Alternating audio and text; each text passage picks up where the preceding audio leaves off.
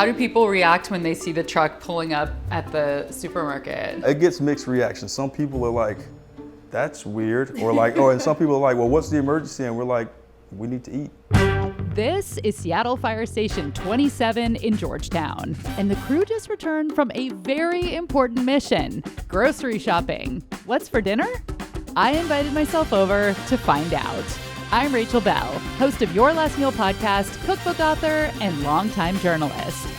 Today on the Nosh, we are cooking with fire.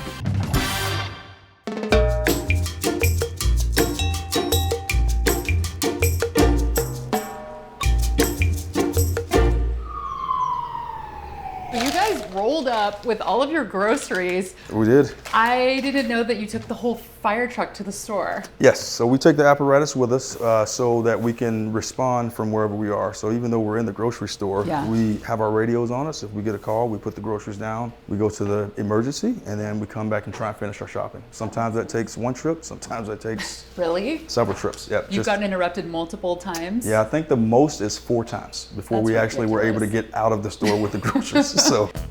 When they're on duty, firefighters can live at the firehouse for days at a time. But cooking and eating meals together helps make coworkers feel more like family and their workplace feel more like a home. For Lieutenant Hilton Jones, cooking is taking care of his crew. Who decides what you're gonna have? That's the person that cooks for that day. It's you. Yeah. So how did that shake out? How did you become the cook of the station? I don't mind cooking. Being Southern, it's kind of something that I enjoy. So what is the schedule like? How many hours are you on? How long are you here? Kind of give me an idea of what it's like with your family here. We're here for a full 24 hours, so we eat, sleep, shower. We live here for a day or more at a time and pack up and go home when we're done. It's so interesting because usually there's a divide between most people at work. It's, you know, you have your private life and then you have your work life. You guys don't have that. Kind of helps us through some of the tougher things we see on this job, but I wouldn't trade it. It's something that's really prioritized. Like, let's sit down and eat together at least, and this is our time to really like catch up with, hey, how's your family? How's your family? Hey, that call we went on was really tough, or it's still bothering me. Right. So you have those moments to kind of just separate yourself from the things we see and do and say, okay, now I can just kind of actually like step out of being what I am in uniform and be a person and like open up to the people that kind of go through the same trauma with you. Can I guess what this is? Absolutely. Is this the Marry Me chicken? Similar. I think that dish calls for more cream than broth. We have to be able to like stay awake, so we don't want to overdo the comfort foods. Yeah.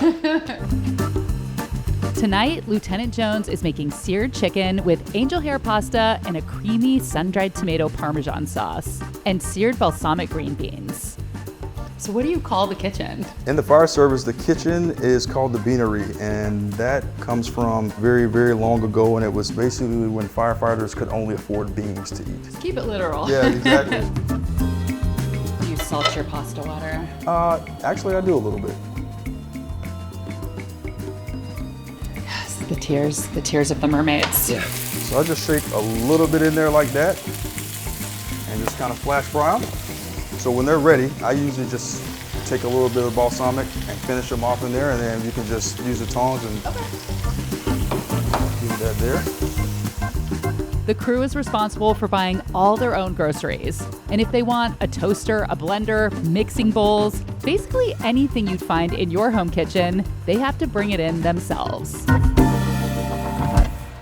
Have you ever rescued a cat from a tree? I actually have. You have? Still got the scratch mark to prove it. Really? This is right here on my wrist. Whoa, that's a major scratch. That was a life lesson to never rescue a cat without gloves.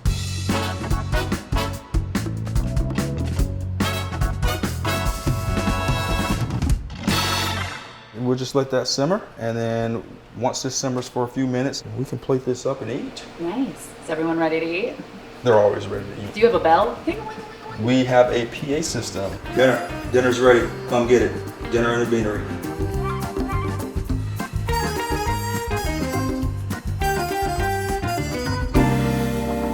Tell me about your experience just living and working in a firehouse.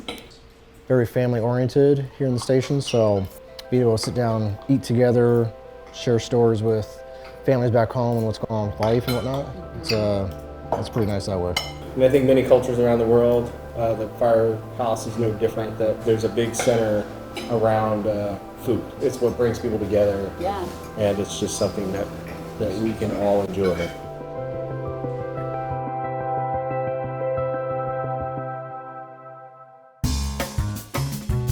So you have a specialty. You're famous for your cheesecakes. I wouldn't say famous. Okay. I personally, I technically don't even eat them. You don't? No, I don't eat. They're too rich for me. I was kind of always tasked with dessert for like family meals. Kind of took it and ran with it and just started experimenting with flavors. And so it's cinnamon graham cracker, and then classic cheesecake, and then there's a layer of sour cream, sugar, and vanilla extract, and then the blueberry compote. When you cut through it, mine are very creamy, more so than... Lieutenant, it's very good. Thank you. It's so good. Sometimes we get halfway through dinner and we have to drop the fork and our food sits here and gets cold, and we just try to make the most of it when we get back, but that's part of the job. Well, thank you to the city for not having a fire while we were eating dinner. Yes. Okay, yeah, we'll just be natural. We'll just be very natural. The Nosh was made possible in part with the generous support of Alaska Airlines.